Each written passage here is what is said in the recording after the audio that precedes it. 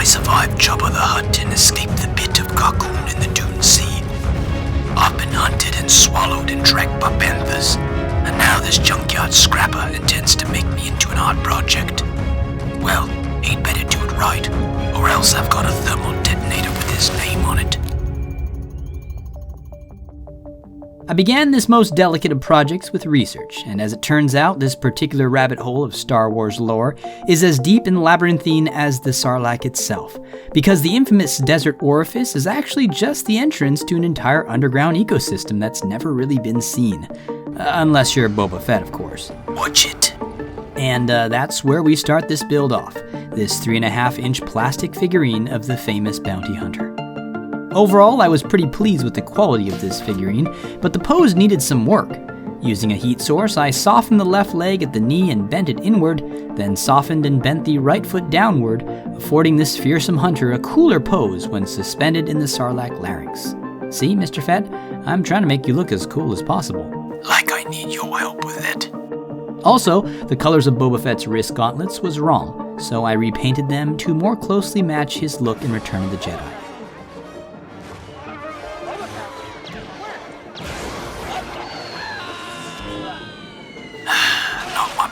Moment. To grunge Boba Fett up a bit, I applied this black wash, then wiped away the excess. The same wash was then used to darken his cape.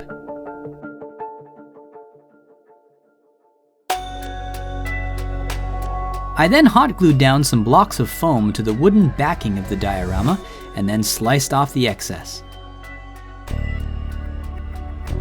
I drew a vaguely semicircle-like shape, then got to cutting.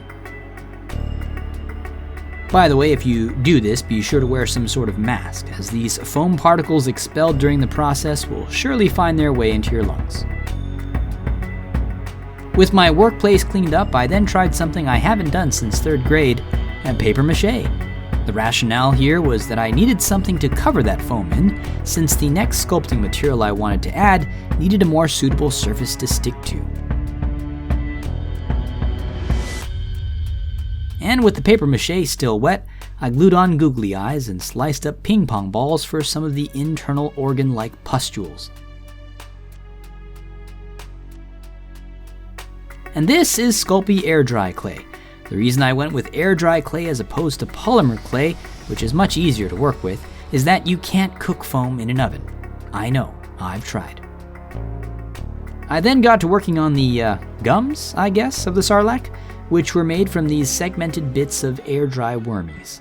Once those had hardened just a tiny bit, I detailed with various tools, smoothing out any imperfections with my finger and a drop of water. Now, because I'm not a super big fan of inhaling noxious fumes in my workspace, I was a bit wary when I found out that on day 2 of this build, my paper mache was still damp, and that meant the possibility of mold. So I blow-dried, bleed-drew. I used a thing to make it the opposite of wet. Then onto vertical veins for the Sarlacc throat. In spite of the Sarlacc diagram giving a general description of the creature's biology, it was hard to find specifics on this part of the desert beast, so I had fun brainstorming what it might look like. I decided those grabby tendrils start off as arterial columns before taking their final appendage form. This takes some inspiration from the shoots and branches on a tree, if, for example, instead of seeking sunlight, the oak in your backyard was hungry for your warm human flesh. When that step was done, it looked something like this, but I wasn't really feeling it. It might have been that paper mache peeking out from behind the veins, but this was looking a lot more like an elementary school science project than I wanted. So, switching over to firm polymer clay, I made even more small tendrils. And when I say some, I mean enough to land me in that sweet spot between mental fatigue and a complete nervous breakdown. I then textured over that boring featureless newspaper with watered down air dry clay and this rubber clay tool. Wait, wouldn't it have been easier to do this before sculpting all that other stuff? Yes it would have. But of course, adding texture to just one part of the model simply wouldn't do, because I just raised the standard of detail, so I needed to be consistent, meaning that I had to add air dry clay and texture in this part here.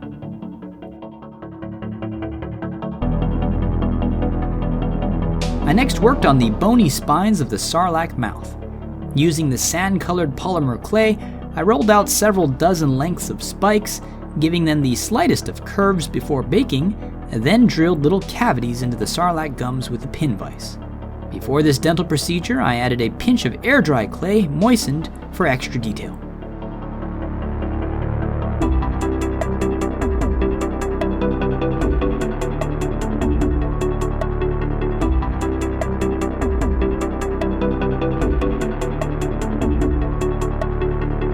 Once the air-dry clay hardened, I then went back over the entire thing with some superglue to make sure it was all attached well, and added in some filler air-dry clay to a bunch of the holes. With the tiny polymer tendrils baked, I superglued on those as well. To get an idea of how Boba Fett would be positioned within the diorama, I first superglued his joints so that his pose would be fixed. This is making me a bit uncomfortable. Well, to be fair, Mr. Fett, I know for a fact I'm not the only one who's frozen someone in a fixed pose and hung them on my wall. Fair enough. I then drilled a hole into the back of the model, added a tiny brass rod from a snipped coat hanger, and then marked and drilled a corresponding hole into Boba's jetpack. I'm not gluing anything here though, I just wanted to get the position set. I next painted the interior of the Sarlacc. The airbrush mixture is equal parts red craft paint and acrylic flow improver, plus some white paint and a few spritzes of water to lighten the color and keep it from ruining my airbrush for like the 100th time. I gotta say, I was quite pleased with the alien interior after this coat of bubblegum primer, and it only got better after this bruise-colored wash. I know a lot of other model makers prefer building to painting, but the painting step to me is where everything really comes to life. Or death. Or near death. I kind of thought the Sarlacc's interior was looking like veins and arteries at this point, so I decided to lean into that aesthetic with a lavender wash, giving it a purplish, veiny look in some parts. I then balanced that out with a washed out yellow, dry brushed onto the pustules for some good old jaundice vibes. To make the Sarlacc look damp and slimy, I then brushed on some glossy Mod Podge. And for the fire effect from Boba's jetpack, I settled on using LED filament, a technique I've unabashedly taken from Boylai Hobby Time. I'm sure most of you watching this already know of his channel, but if not, just go watch his stuff. It's a lot better than mine. It's not a high bar to reach. To attach the lights and batteries, I drilled a hole, jabbed a wire in, then stuck the other side of the wire into Boba's jetpack. I know these battery packs aren't really ideal for dioramas, but I haven't found anything better or cheaper than these, which I can get at the local dollar store along with off-brand toothpaste and bread that never goes stale. I then taped over the LED filament and spray painted everything black. And after priming, I tore out my hair and ran through oncoming traffic because I broke the filament and had to redo everything. After recovering from my mental breakdown a couple of days later, I returned to work on the smoke effects, which is just a whole mountain of cotton balls. And for the Sarlacc's overly familiar tentacles, I used bits of coat hanger wire and aluminum foil, then wrapped it all up in polymer clay. I made 4 tentacles initially, but only used 3 in the end. I didn't bake the tentacles just yet because I needed to bend them to the contours of Boba's body. And you were feeling uncomfortable before, Boba. Well, that settles it. I'll be soaking in my Bacta tank. Let me know when it's over. While the tentacles baked, I finished painting the smoke. I definitely went too heavy on the black here, but maybe Boba Fett's jetpack just needs an oil change. To help the lighting effect out just a little bit, I next added a touch of yellow to the part of the Sarlacc wall where the light from the jetpack would naturally reflect. I then painted the tentacles using the same order of colors I did with the Sarlacc interior. Pink, and then a reddish purple. I also added a bit of sand color highlighting for movie accuracy.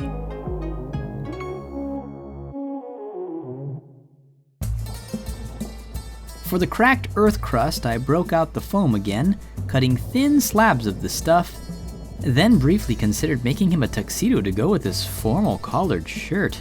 So fancy. I also cracked these slabs up, which I think added a nice touch in the end.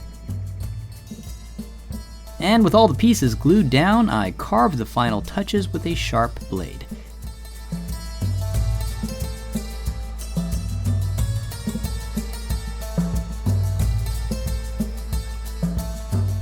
Then I painted.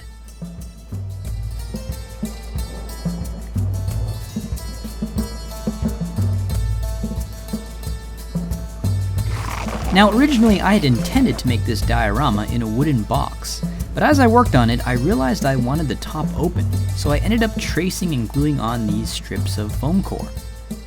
I then removed the paper backing and painted everything in black.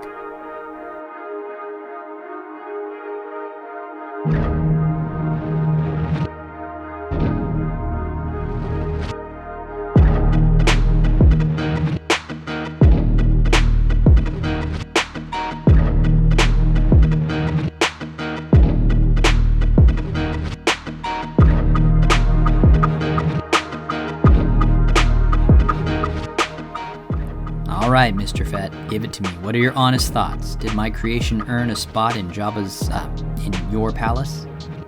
It's not terrible, but it's a little rough around the edges. You know, that's a fair critique. After all, I'm just a simple man trying to make my way in the universe. And thank you all, as always, for watching. So until next time, this is Gamey Builds, over and... Wait, is this thing supposed to be ticking?